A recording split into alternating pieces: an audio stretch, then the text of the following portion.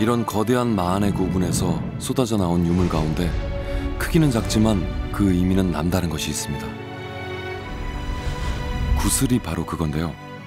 각양각색의 재료 중에 이번 이야기의 주인공 유리가 있습니다. 고대에는 동서를 막론하고 귀중품으로 각광받았지만 요즘에는 너무 흔해서 눈길조차 가지 않는 보석, 그게 바로 유리죠. 유리는 이 색깔이 아름답고 투명하고 방수성과 불변성을 지니고 있어서 모래와 재로부터 태어난 불사조로까지 묘사되곤 했습니다. 기록에 보면요, 구슬을 제보로 여겨서 옷에 꿰어 꾸미거나 혹은 목에 걸거나 귀에 매달았으며 금은이나 수놓은 비단을 보배로 여기지 않았다라는 이런 기록이 있습니다. 이렇게 이 삼국지 위지동이전 한조의 기사는요, 금은 보화보다 구슬을 사랑한 마한인을 설명하고 있습니다. 실제 기원 전후의 시기에서부터 삼국시대까지 여러 유적에서 출토된 그 유리의 수량은요, 다른 어떤 유물보다도 많은 편으로 이 고대 사람들이 유리를 어떻게 생각했는가, 이런 걸 알 수 있겠죠.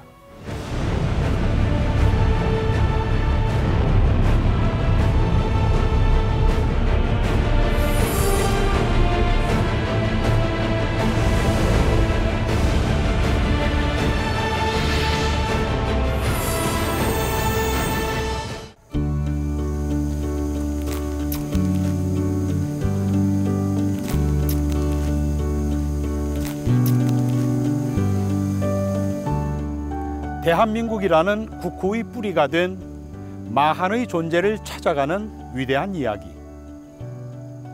지난 여정에는 수리시설인 익산 황등제를 중심으로 마한 사람들의 먹고 사는 문제를 들여다봤습니다. 이번 시간에는 생존의 문제를 뛰어넘어 자신을 과시하기 위한 수단으로 사용된 유리에 관한 이야기를 들려드리도록 하겠습니다.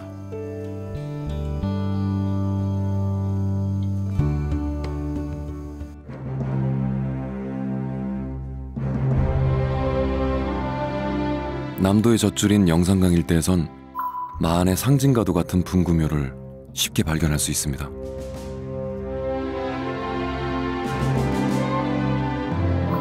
(30여 기) 이상의 대형 무덤이 확인된 이 일대는 반남고분군이라 불립니다.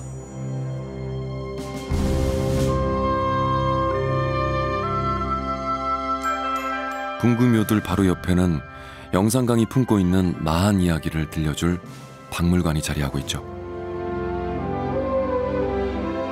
대형 동널 무덤은 물론 무덤 주인의 위세를 짐작케 하는 다양한 부장품들이 한자리에 모여 있습니다.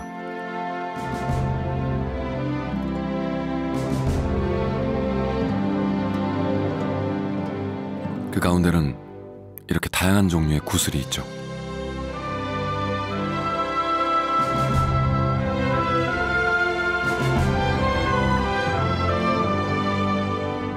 무게나 부피로 보자면 토기와 철기가 가장 양이 많고 무겁겠지만 실제로 한 점 한 점을 따져보면 양이 제일 많은 것은 토기가 아니라 유리구슬입니다.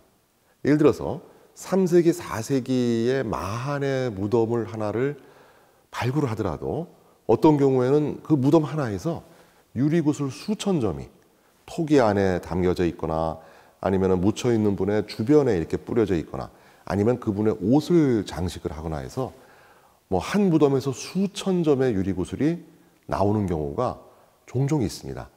그래서 지금 뭐 우리가 다 알 수는 없지만 우리 한반도에 매장되어 있는 아직 우리가 발굴하지 않은 유리구슬의 총량은 정말 천문학적이고 우리가 알 수가 없을 정도로 그렇게 많은 양이 있을 겁니다. 하늘과 땅을 이어주는 새를 닮은 토기는 마한의 아이콘이라 부를 수 있는데요.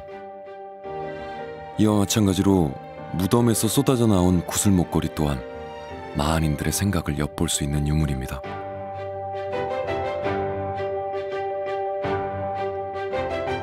중국의 역사서인 삼국지에는 마한 사람들이 최고의 보물로 여겼다고 적어놓았을 정도로 구슬 목걸이는 특별한 존재였습니다. 지금 우리들이 생각하는 그 이상의 보석인 셈이죠.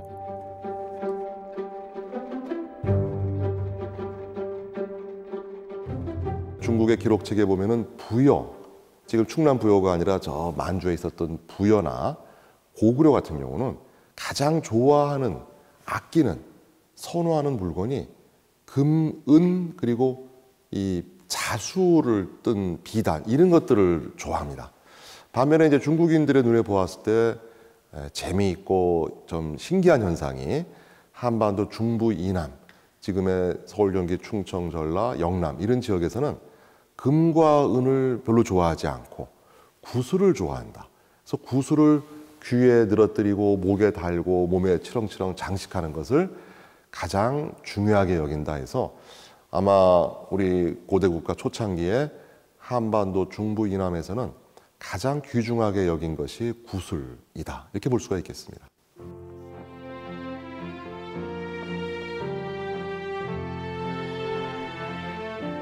우리나라 선사시대를 대표하는 고인돌에서도 구슬과 관련된 유물이 발견되곤 합니다.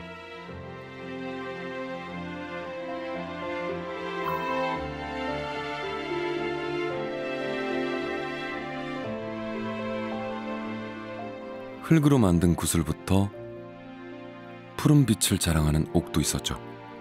장신구의 재료로 가장 각광받았던 것은 다름 아닌 옥이었던 것 같습니다. 옥으로 만들어진 둥근 형태의 환옥은 물론 길쭉한 대롱옥도 있습니다.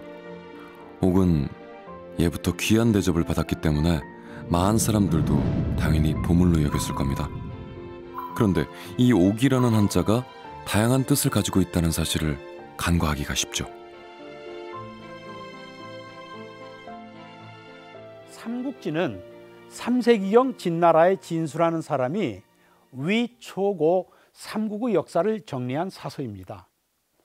거기에 마한 사람들이 영주를 보배로 삼았다고 써놓았는데 여기서 영주를 지금까지는 구슬 옥자를 써서 옥이라고 이야기하는 것이 일반적입니다. 그런데 구슬의 재료 가운데 푸른색 광물인 옥이 있는 것은 맞지만 사람들에게 모든 구슬이 옥으로 만들어졌다는 혼동을 줄 여지가 있습니다. 때문에 마한 사람들이 가장 좋아했던 보배를 구슬이라고 하는 것이 더 적절할 것입니다. 그 구슬의 재료 가운데 우리가 익히 알고 있는 유리가 있는 겁니다.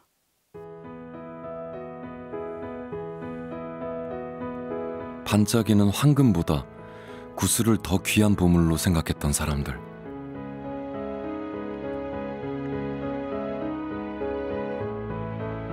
무덤에서 나온 구슬 가운데는 태아 모양을 닮은 구슬도 있습니다. 한자로 고곡이라고 부르기도 하는데 한쪽에 구멍을 뚫어 끈을 꿰 수 있게 했습니다. 보시는 것처럼 그 소재도 다양합니다. 막대를 닮은 대롱옥은 북한에서는 대롱구슬이라고 부른다고 하죠. 마한 사람들이 즐겨 했던 장신구. 구슬 목걸이의 재료 가운데 유리가 있는데 얼핏 봐선 유리와 광물을 구분하긴 쉽지 않죠.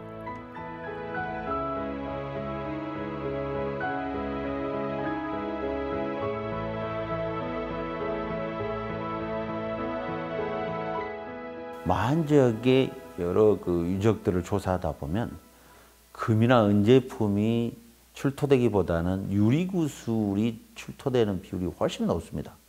결국 이건 기록을 방증한다고 저는 생각을 하는데, 그럼 유리구슬이 왜 중요할까 했을 때 얼마 전 것만 해도 실은 자연과학 분석을 하기 전까지는 유리구슬을 유리 제품으로 인지를 하지 않으셨어요. 대부분 유광 관찰로 했을 때는 그게 이제 일종의 이제 석재 성분으로 이야기를 많이 했습니다.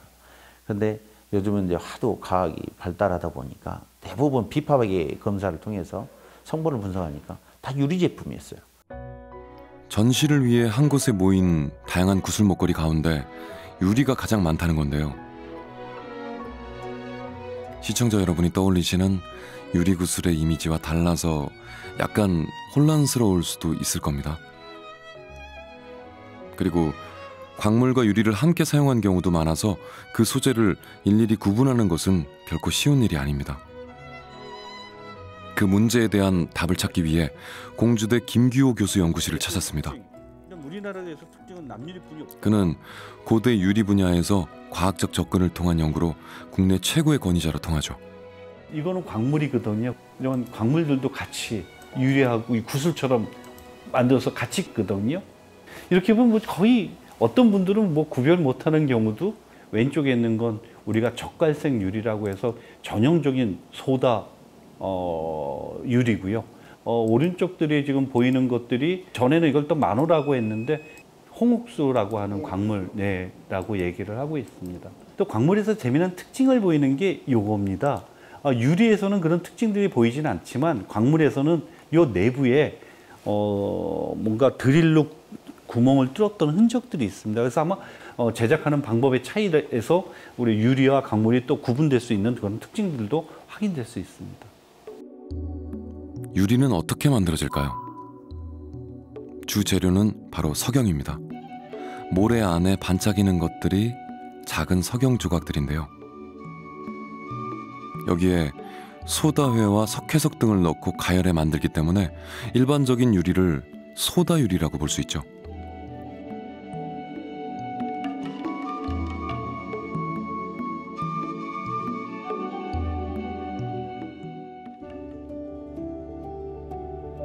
그렇다면 유리는 언제부터 인류와 함께한 걸까요? 대략 4,500년 전 메소포타미아 지역에서 최초로 등장한 것으로 알려져 왔습니다. 이곳에 전시된 유리 제품들은 기원 후의 것들은 물론 기원 전 1500년경에 만들어진 것들입니다. 화려한 모양의 유리 구슬과 상감 기법의 모자이크 장식품은 당시 아무나 소유할 수 없는 아주 귀중한 보물이었습니다.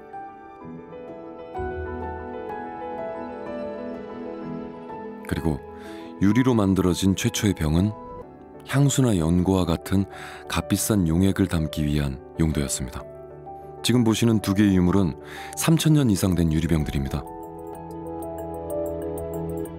이곳에 있는 유리들은 이렇게 불투명한 것들과 우리가 주변에서 흔히 볼 수 있는 투명한 것들로 구분할 수 있는데요. 이렇게 차이가 나는 이유는 기원전 1세기경에 개발된 새로운 제작 기법 때문인데요. 유리가 고온에서 쉽게 늘어나는 성질을 이용해 입으로 불면서 만드는 대롱불기라는 방법이 유리 제작의 신기원을 열게 된 거죠. 덕분에 큰 그릇은 물론 다양한 형태의 유리 제품이 우리 곁에 찾아올 수 있었습니다. 유리의 제조법은 고대에서부터 지금까지 거의 변화가 없다는 특징을 가지고 있습니다. 그래서 고대에 만든 전통적인 제작 방법이 현지에서도 사용되고 있고요. 물론 뭐 발전해서 새로운 방법들이 개발돼 있지만은 전통적인 방법을 지금까지도 사용한다는 점에서 그 기술적인 변화가 거의 없는 게 또 그 특징 중에 하나라고 할 수 있겠습니다. 인간이 창조한 위대한 발명품 가운데 하나가 바로 유리입니다. 고대 문명의 발상지인 메소포타미아 일대에서 만들어진 유리는 한때 가장 귀한 대접을 받던 보물이었죠. 그런데 이런 유리재의 구슬이 어떻게 한반도 남쪽에 자리한 마한의 대표적인 유물이 된 걸까요? 여기에서 당시 마한 사람들의 모습을 되짚어볼 필요가 있습니다.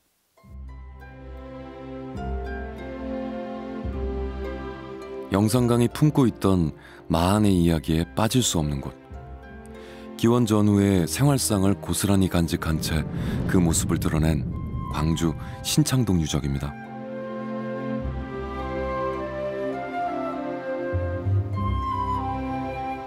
방울이 2개 달린 쌍주령과 세형 청동검 너머에 신창동에서 발견된 마한의 유물이 빼곡히 자리하고 있습니다. 다행히 그 모습을 간직하고 있는 동물들의 뼈와 불에 탄 곡물류가 당시 사람들의 식습관을 말해주고 있습니다. 그리고 무엇보다 귀한 대접을 받았을 푸른빛의 보물, 유리도 발견이 됐죠. 그리고 마한인들이 풍년을 기원하며 농경의례를 지낼 때 사용했을 것으로 추정되는 악기까지 확인이 됐습니다. 그 가운데는 현악기도 있었는데 온전한 모습은 아마도 이랬을 겁니다.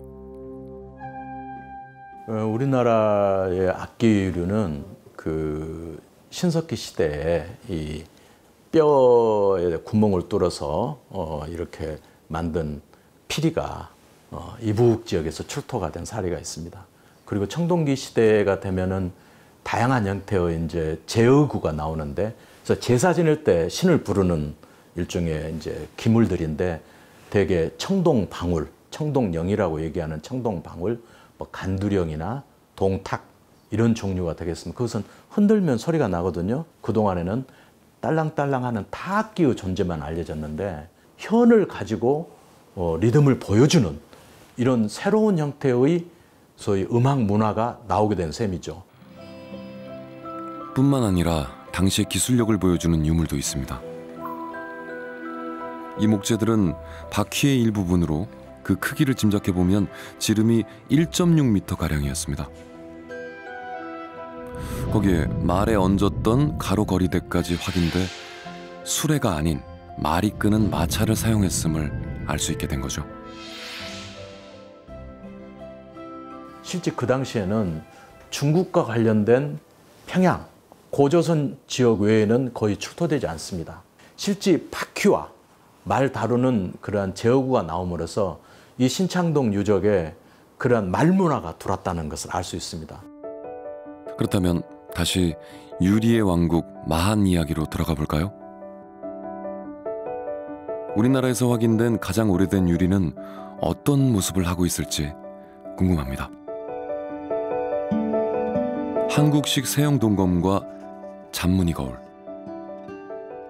뚜껑 모양을 한 청동기와 더불어 철제 도끼가 발견된 부여 합송리 유적에서 푸른색 원통 모양의 대롱구슬 8점이 그 모습을 드러내 학계를 떠들썩하게 만들었죠. 그게 벌써 30여 년 전의 일입니다.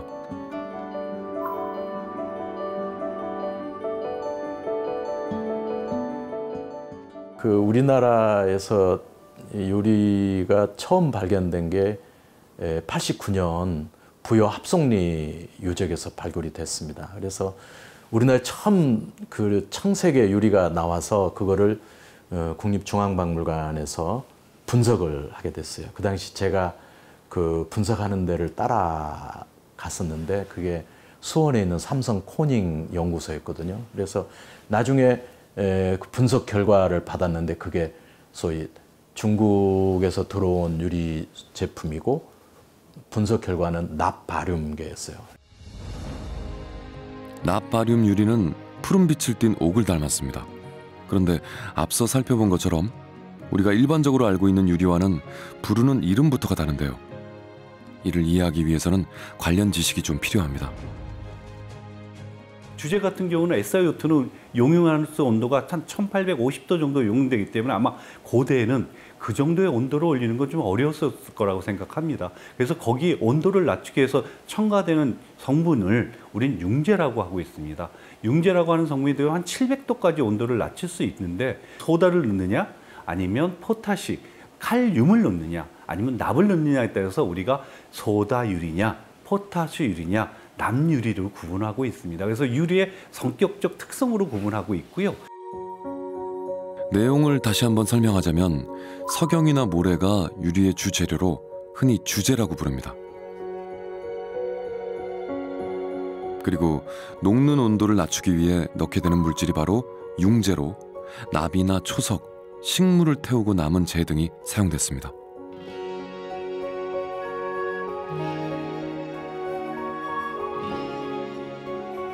우리나라에서 확인되는 고대 유리에 있어 이 융재가 그 도입 시기를 구분하는 중요한 단서가 되고 있습니다.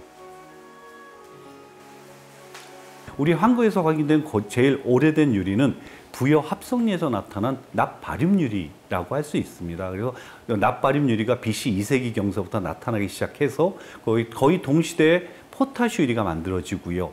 그다음에 AD 한 2세기에서 3세기에 소다 유리가 만들어집니다. 그래서 소다 유리가 만들어 굉장히 유리의 개체수가 많은 개체수가 나타나게 되고 있습니다. 그리고 이제 이후에 한 6세기 정도 돼서 납유리라고 하는 또 특별한 유리들이 만들어지고 있습니다.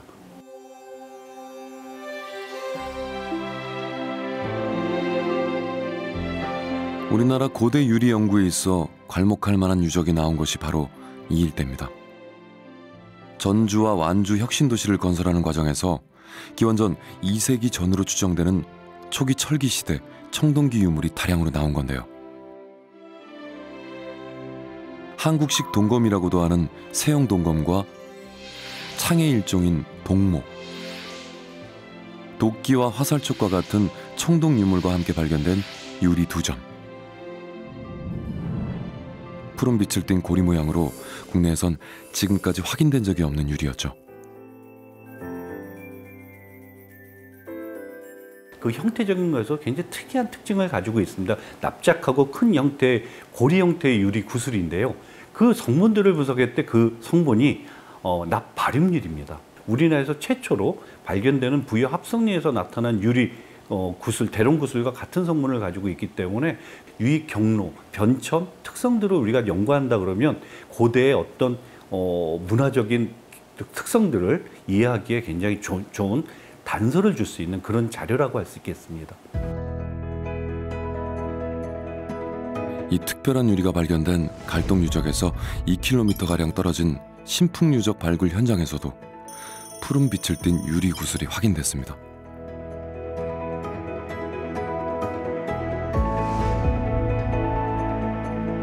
납작하고 둥근 모양으로 갈동의 것과 비슷한 유리는 물론 대롱 형태와 작은 구슬 모양까지 그 수량은 훨씬 더 많았죠. 성분 분석 결과 마찬가지로 납바륨 유리였습니다. 우리나라에서 가장 먼저 발견된 부여 합성리의 대롱 형태 유리도 납바륨 유리였죠. 지금까지 이런 유리가 출토된 지역을 살펴보면 충남 부여 합성리를 시작으로 당진 소소리, 광주 신창동, 전북 완주 갈동과 신풍 유적, 그리고 전남 해남 등이 있습니다. 이 유리구슬이 발견되는 지역을 보면은 현재의 충청남도, 전라북도, 전라남도 지역에 집중되기 때문에 이것은 바다를 통한 교류를 생각할 수밖에 없고, 그 시기는 올려보는 분들은 기원전 4세기부터, 조금 안정적으로 보는 분들은 기원전 3세기쯤 되니까 마한의 역사의 초창기라고 볼 수가 있는데, 그 당시에는 중국의 남부에서 만들어진 푸른색의 납바륨 계통의 대롱 모양의 유리구슬이 들어오는 것이죠. 근데 그 문화는 중국의 전통적인 한족들의 문화와는 다르고, 중국 남부에 있었던 현재의 한족과는 약간 다른 그 지역의 민족들의 고유한 기술로 만들어진 이런 유리구슬들입니다. 유리구슬이 중국에서 들어온 것을 뒷받침하는 증거로는 무엇이 있을까요? 완주 갈동과 신풍 유적이 그 모습을 드러내기 한참 전인 1975년, 지금은 전주로 편입된 상림리 유적에서 중국계 유물이 발견돼 학계의 주목을 받았습니다. 모두 26자루의 동검은 중국 동주 시대의 것으로 추정하고 있습니다.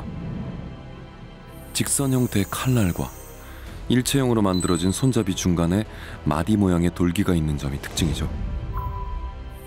비파를 닮은 요령식 동검이나 한국식 동검으로 불리는 세형 동검과는 확연히 다른 모습입니다.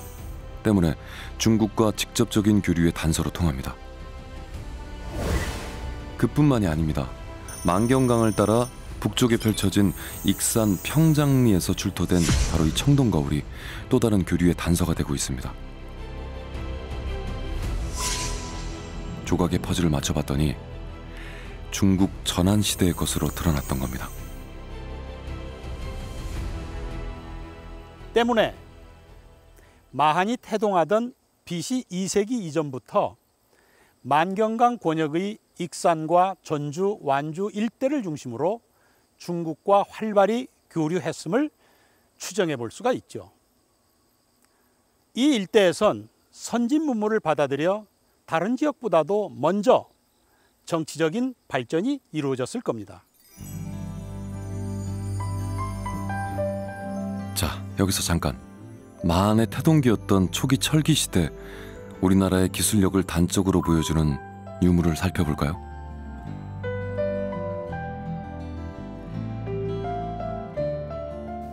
예전에 학교를 다니셨던 분들은 아마 그때는 아마 단유세문경 아마 이렇게 배우셨을 겁니다.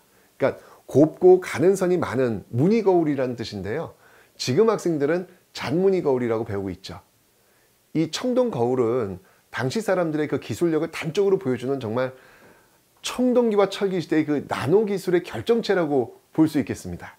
아무나 가질 수 없고 신의 뜻을 전하는 제사장의 권위를 상징하는 그런 물건이었는데요. 지금까지 한반도에서 확인된 잔무늬 거울은 약 한 60여 점밖에 남아있지 않습니다. 현대 기술로도 제작하기가 쉽지 않아가지고 일부에선 청동기 시대의 미스터리 이렇게 말하는 사람도 있을 정도입니다. 지금의 우리들이 상상하는 그 이상의 기술력을 가진 집단이었다 이렇게 볼 수 있겠죠. 이 잔무늬 거울이 출토된 전북 완주의 갈동 유적에선 또 다른 보물도 함께 확인이 됐습니다. 한국식 동검을 생산했던 결정적 증거, 바로 이 거푸집입니다. 이것으로 세용 동검과 동과라고 하는 창을 직접 만들었던 사실을 확인할 수 있게 된 거죠.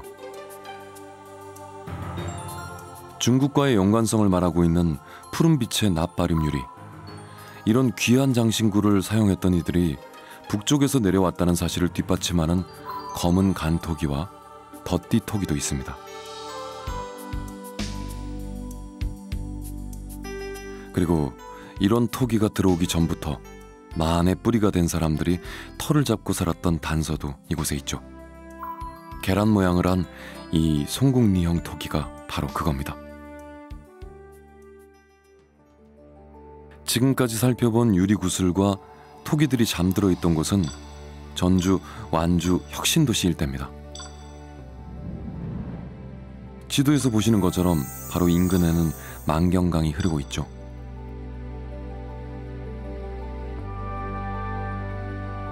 이 드넓고 짙푸른 강은 수천 년 전 교통과 물류의 중심이었습니다. 사람들은 두려움을 떨치고 더 넓은 세상을 만나기 위해 이 물길을 따라갔을 겁니다.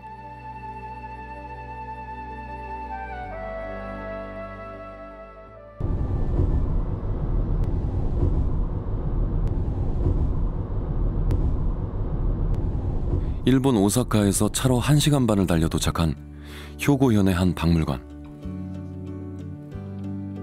입구에 들어서면 이 지역의 토기들이 일렬로 사열하듯 자리하고 있는데요. 일본의 조몬 시대부터 에도 시대까지 3,500년의 시간을 말없이 보여주고 있습니다. 그리고 어린아이들이 고고학의 매력을 온몸으로 느낄 수 있도록 발굴 현장을 재현해 놓은 것도 이 박물관의 자랑거리입니다. 발밑에 묻혀있는 유물을 찾아내며 자신이 밟고 있는 땅의 역사를 알아갈 수 있도록 설계해놨죠.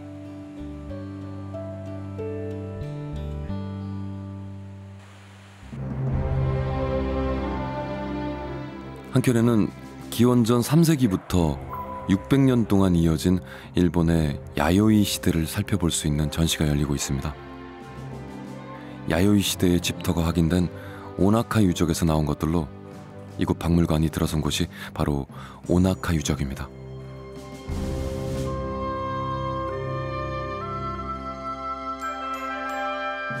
기원 전후 일본의 국제적인 교류를 말해주는 중요한 유물, 유리구슬도 눈에 띕니다.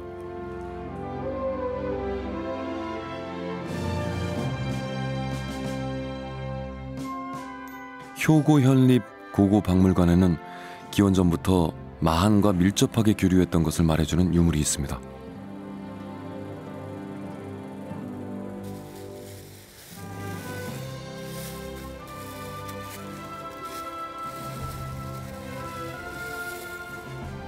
수장고에서 나온 것은 다름 아닌 젓갈색의 민무늬 토기. 윗부분은 바깥쪽으로 짧게 벌어져 있고 좁은 굽과 마치 달걀 같은 몸통은 우리나라 청동기 시대의 대표적인 유적과 매우 닮았습니다. 충남 부여 송국리에서 출토됐다 해서 이름 붙여진 이른바 송국리형 토기 말입니다.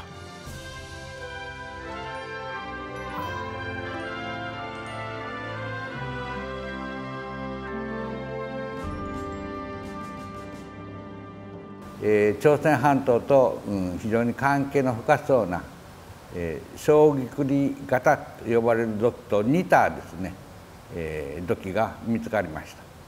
その遺跡は、法慶水鉱墓という、昔のお墓なんですけれども、その木簡、年輪年代で測定しますと紀元前400年ぐらいに、当たるということが分かってきました。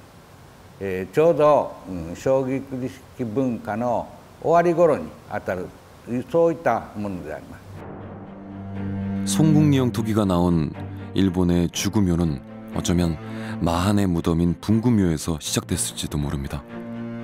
주구란 도랑을 뜻하는데 고분 주변에 도랑을 판 흔적이 확인돼 주구묘라고 부르는 겁니다. 고고학계에선 분구묘와 주구묘를 같은 개념으로 사용하고 있죠.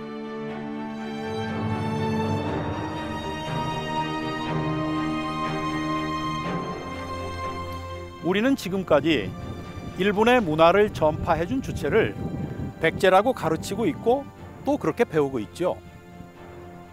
하지만 우리나라 청동기 시대를 대표하는 송국리형 토기가 기원전 400년경 조성된 일본의 고대 무덤에서 확인됨으로써 그 시기를 백제 이전인 마한으로 올려볼 수 있게 되었다는 점이 흥미롭지 않으신가요?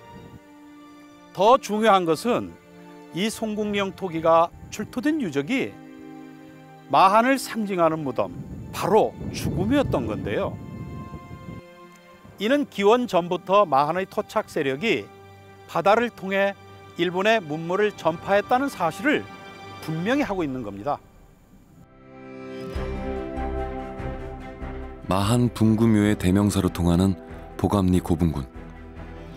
영산강을 마주하고 있는 너른 평야에 4기의 대형 분구묘가 보입니다.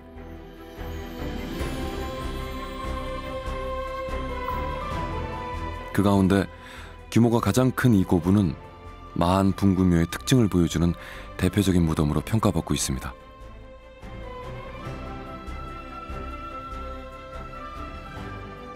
대략 한 3세기부터 7세기경까지 최소한 400년간 지속적으로 한 봉분 안에 무덤을 사용했다라는 것이 확인이 됐고요. 고분 주위를 둘러서 커다란 도랑을 파고 고분을 보호하는 시설이라든가 또는 전통적으로 이 지역에서 사용되던 옹관이라고 하는 독특한 묘제를 또 새롭게 도입한 돌방, 석실이라고 하는 새로운 묘제와 같이 어우러져 사용했다라고 하는 점에서 이 고분이 가지고 있는 가장 큰 고각적인 특징이다. 지금은 말쑥하게 단장을 한 보감리 고분군. 발굴 당시의 모습이 궁금하다면 바로 인근에 자리한 이곳 고분 전시관을 찾으면 되는데요. 아마도 그 규모에 다시 한번 놀라게 될 겁니다. 한 변의 최대 길이가 40m가 넘는 네모꼴 모양의 분구묘에선 이렇게 마한 초기의 동무덤은 물론 백제 양식의 굴식 돌방 무덤 등 모두 41개의 무덤이 확인됐습니다.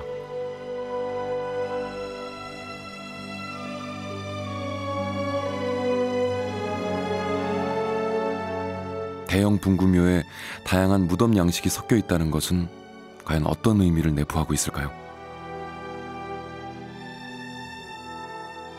특징을 보면 일단 가장 하층에 가장 선대의 무덤, 전통적으로 사용되던 나무로 짠 관이라든가 또는 항아리 무덤, 옹관이 사용되다가 어느 정도 시점이 되면은 새롭게 외부로부터 문화적인 요소들을 적극적으로 도입을 합니다.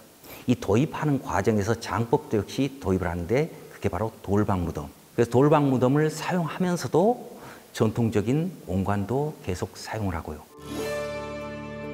마한 사람들의 가치관을 짐작케 하는 또 다른 유물이 바로 이 금동관입니다. 국보로 지정된 이 금동관은 안쪽에 모관과 바깥쪽에 대관이 합쳐진 형태입니다.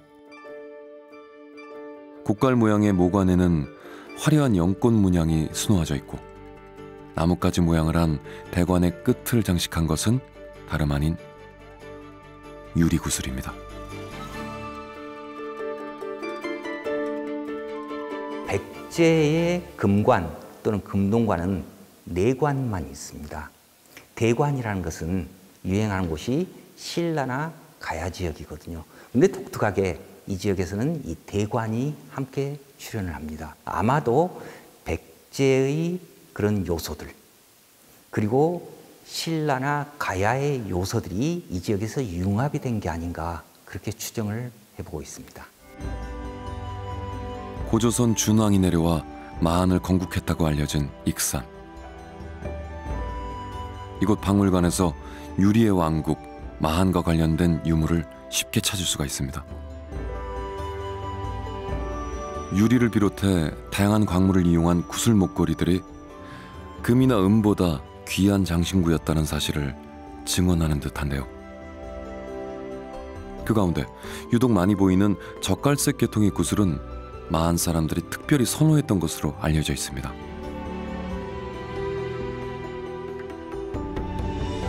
그렇다면 이런 유리 구슬은 어디에서 만들어졌을까요? 그런 궁금증에 대한 해답의 실마리를 찾을 수 있게 된 것은 바로 이 흙으로 된 벌집 모양의 유물 덕분이었습니다. 익산 송악동의 마한시대 집자리 유적에서 출토된 유리구슬 거푸집은 유리를 가공했던 증거인 셈이죠.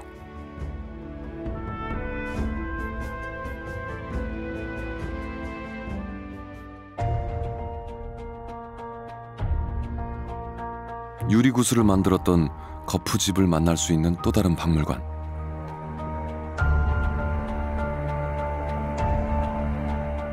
전시된 유물 가운데 전남 담양에서 나온 거푸집은 익산 송악동과 마찬가지로 유리구슬을 직접 만들었음을 보여주는 유물로 평가받고 있죠. 그런데 조심스러운 목소리도 있습니다.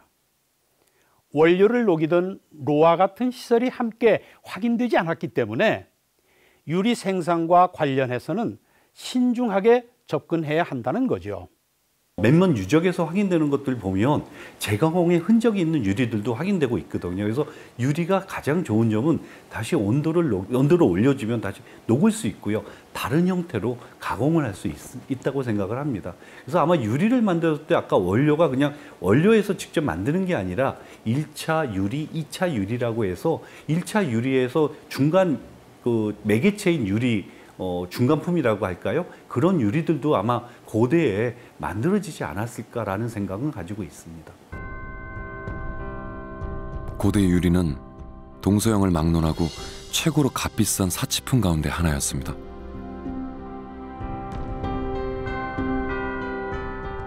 화성 마하리에서 나온 이 화려한 장신구의 재료는 모두 유리입니다. 색상과 크기를 통한 변주는 당시 마한 사람들의 미적 수준을 그대로 보여주는 것 같습니다. 거의 다 이것은 바다를 통해서 들여온 수입품으로 생각이 되는데요. 우리 한국 고대 문화에서 이제 수입만 하는 것이 아니라 자체적인 생산에 성공을 합니다. 그래서 유리의 자체 생산이 언제부터이냐가 이제 우리 학계의 궁금한 의문 중에 하나인데, 지금 중요한 유물이 금으로 만든 귀걸이와 유리 고리를 이렇게 결합을 시킨 유물이 있어요. 이런 경우를 보았을 때는 수입만 한 것이 아니라 일부는 우리가 좀 가공을 하거나 해서 자체적으로 완제품을 한반도에서 만들어내는 이런 모습도 볼 수가 있습니다. 우리나라 고대 국가에서 자체적으로 유리를 생산했던 명확한 유물은 어디에서 찾을 수 있을까요? 동아시아 최대 규모를 자랑하는 미륵사지에 들어선 국립익산박물관. 바로 이곳에 그것을 입증할 보물이 있습니다. 연꽃 문양과 구슬 문양이 가득 채워진 금제 사리함. 그 안에 유리제 사리병이 자리하고 있었습니다. 목이 굉장히 가느다랗고 뚜껑에는 이제 금으로 된 이제 그 마개가 씌워져 있고요. 그리고 그 받침은 이제 금동판으로 연꽃잎을 형상화해서 이중으로 만들었습니다. 사각형의 판을 놓고 그 위에 연꽃에 연꽃 모양의 대자를 놓고 그 위에 이제 유리를 놓은 형태입니다. 유사한 사례는 현재까지는 이제 확인되지는 않고 있습니다. 지금까지 나온 유리제 사리병 중에서는 색깔이 가장 곱고 또 형태가 굉장히 유려한 모습이고 아마 걸작으로 볼 수가 있지 않나 생각됩니다. 이곳에서 만날 수 있는 또 하나의 유리제 사리병이 있습니다. 익산 미륵사지 서탑에서 나온 건데요. 보시는 것처럼 금동제 사리외호에는 자수정을 비롯해 금으로 만든 구슬과 수많은 유리 구슬이 가득했습니다.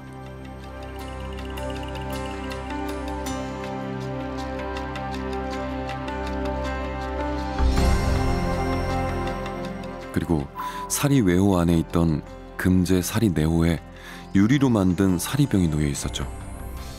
639년 제작된 것으로 추정되는데 현재 확인된 사리병 가운데 가장 이른 시기의 것입니다.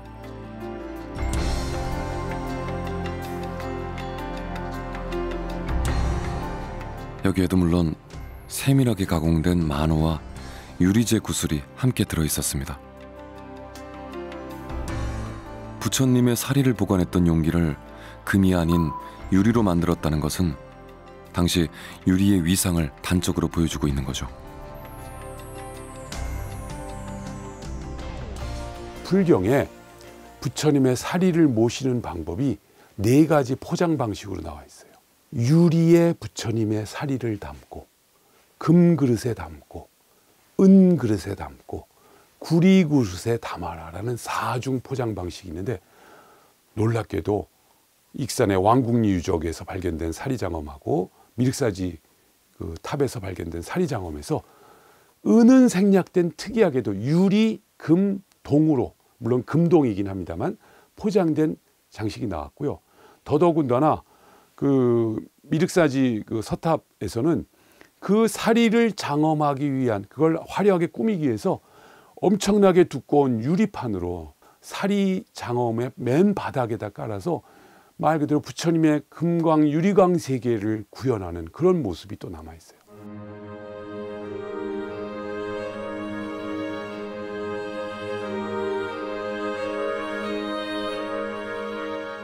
진녹색의 이 유리 구슬들은 미륵사지 서탑의 사리 장엄구에서 쏟아져 나온 것들입니다. 그리고 이 유리 구슬이 있던 맨 바닥에는 네모난 형태의 유리판이 자리하고 있었죠. 이렇게 크고 두꺼운 유리판은 만들기가 쉽지 않기 때문에 당시의 기술력을 보여주는 유물로 알려져 있습니다. 우리나라 석탑 가운데 최고 높고 가장 오래된 미륵사지 서탑이 유리와 관련된 비밀을 간직하고 있었던 거죠.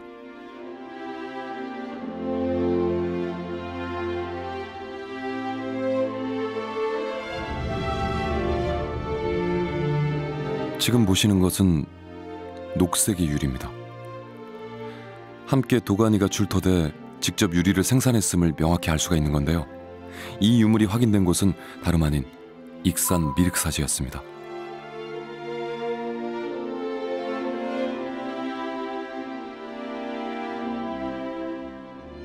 고대 국가에서 유리를 직접 만들었던 장소는 미륵사지 외에 또 있습니다.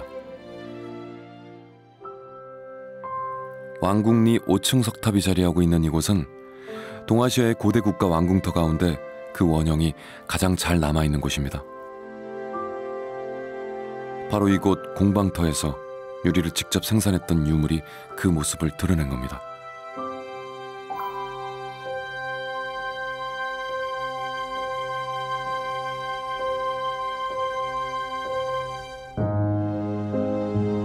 이렇게 금은 물론 녹색을 띠는 유리를 가공했던 흔적이 뚜렷이 남아 있습니다.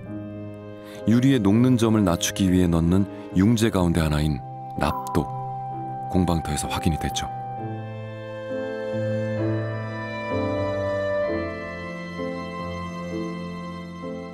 지금까지 나타났던 유리 원료하고 다른 유리라고 볼 수 있습니다. 그래서 납유리라는 건 납을, 융재 중에서 납을 주성분으로 들어갔던 유리이기 때문에 여기 왕궁리라는 지역에서 도가니가 출토됐고 그런 성분들이 만들어졌기 때문에 아마 납유리로 만드는 제품들은 분명히 그 기술력을 가지고 있었다고 확인할 수 있겠습니다. 그래서 그건 굉장히 큰 우리나라에서도 이제 유리를 만들었던 어떤 기본적인 단서를 주는 자료이기 때문에 익산 왕곡리에서 출토된 도가니, 그다음에 전돌과 같은 그 납 유리들은 굉장히 중요한 역사적 단서가 될 수 있을 거라고 생각을 합니다. 대한민국의 뿌리가 된 마한, 그 시작과 관련된 이야기는 만경강 곳곳에 잠들어 있습니다.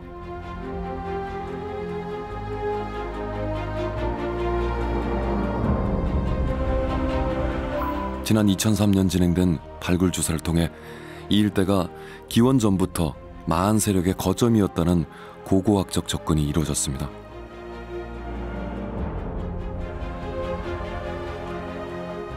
그리고 마한의 숨겨진 이야기를 찾기 위한 조사는 여전히 진행형입니다.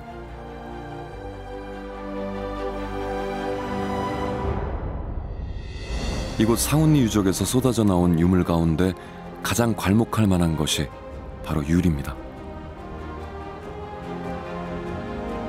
그야말로 각양각색의 유리가 출토돼 학계에 비상한 관심을 받게 되는데요. 사람들의 가장 큰 궁금증은 바로 이 유리들이 어디에서 왔는지입니다.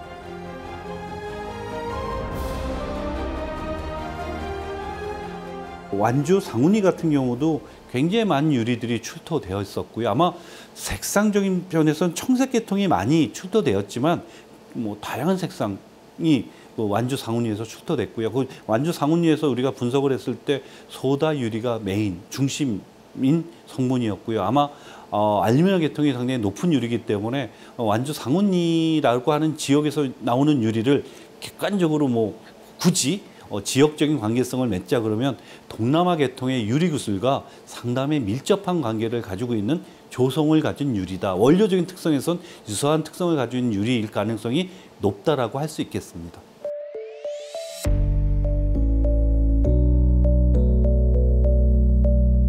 학계에선 마한을 비롯해 고대 국가에서 출토되는 수많은 유리구슬의 상당량이 동남아시아에서 온 것으로 추정하고 있습니다.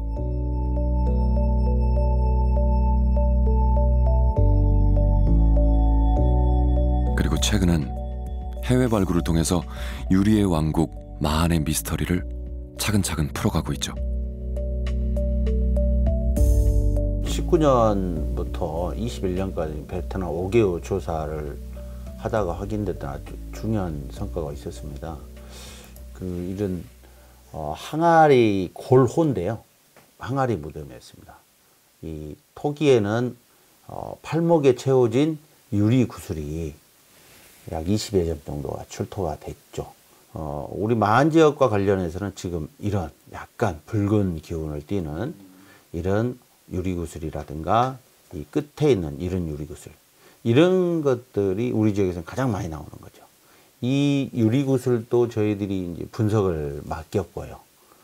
분석 결과는 역시 또 우리 마한 지역과 관련해서 산지가 논의가 될 수 있는 결과가 나왔습니다. 그래서 앞으로도 약 10년 정도 계획을 가지고 베트남의 5개의 유적을 지속적으로 조사를 할 생각이 있습니다.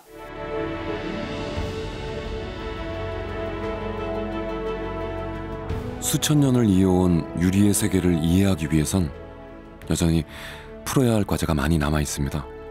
그것은 아마도 연구자들의 몫일 텐데요. 시청자 여러분이 박물관을 찾게 된다면 그동안 옥이라고 소개되던 유리구슬에 관심을 좀 가져주시면 어떨까요? 이런 유리구슬 목걸이가 당시 사람들이 가장 선망하던 귀금속이었다는 사실을 염두에 둔다면 예전과는 조금 다르게 보일 겁니다. 거기에 더해 어떤 경로로 들어왔는지는 명확히 밝혀지진 않았지만 분명한 사실은 외국에서 들어온 수입품이라는 거죠.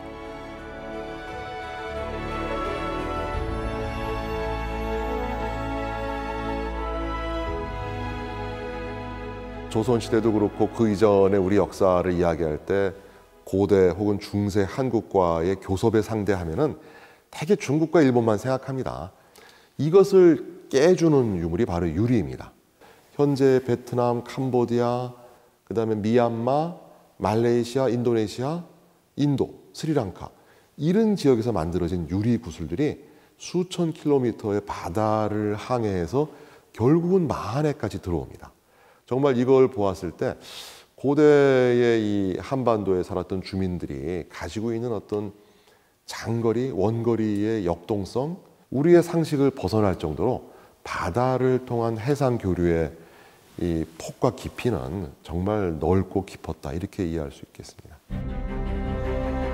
그동안 마하는 우리에게 머나먼 과거로만 받아들여져 왔던 것이 사실일 겁니다.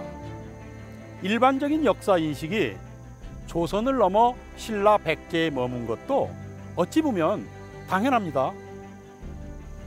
그럼에도 불구하고 대한민국의 뿌리가 된 두 편의 마한 이야기가 시청자 여러분들에게 역사의 간극을 좁힐 수 있는 계기가 되었기를 바랍니다.